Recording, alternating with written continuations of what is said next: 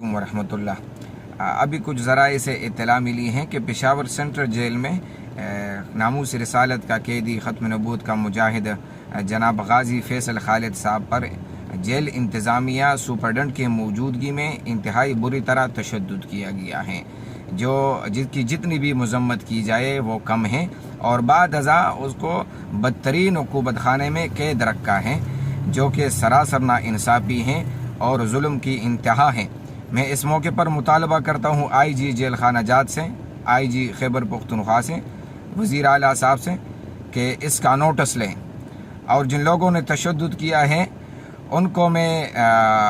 خبردار کرنا چاہوں گا کہ اگر آپ نے اپنے مغربی آقاؤں کو خوش کرنا ہے، اگر اپنے آقاؤں کو خوش کرنا ہے تو یاد رکھے ہم نے بھی یہ عزم و ارادہ کیا ہے کہ ہم نے گنبد خضرا کی مکی کو خوش کرنا ہے۔ تو جو ظلم آپ نے کیا ہے، جو بربریت آپ نے کیا ہے، دنیا میں بھی اس کی آپ کو سزا ملے گی اور آخرت میں سزا آپ کی مقدر ہے۔ خوش کے ناخن لیں اور فوری طور پر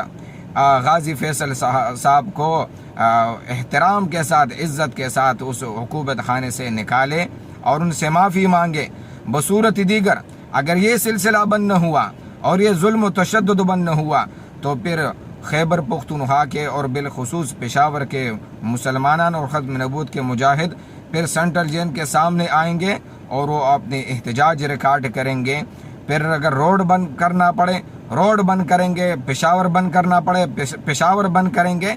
لیکن اس مطالبے سے پیچھے نہیں ہٹیں گے۔ جتنا ہو سکے میری یہ آواز جو سنے وہ آگے تک پہنچائے، تاکہ جلد از جلد جیل انتظامیہ تک یہ بات پہنچے اور وہ اس ظلم و تشدد کو